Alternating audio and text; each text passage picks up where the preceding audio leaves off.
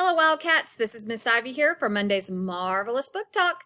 Today I'm sharing with you Broken Wish. This is a brand new fantasy book, and this is the first one in the series. So in this one, our main character, Elva, has a secret. She has visions, and she has strange powers that she will do anything she can to hide.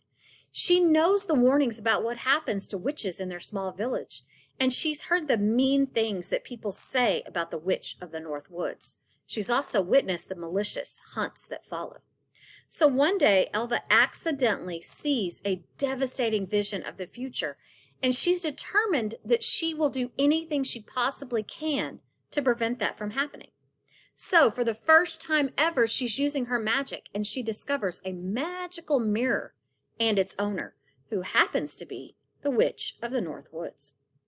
So as Elva learns more about her magic and the lines between hero and villain start to blur, she must find a way to right the past wrongs before it's too late. So is Elva able to do it? Can she right all of those wrongs? And is the North Witch really that bad? To find out, read Broken Wish. This is Miss Ivy coming at you from your Wayside Library.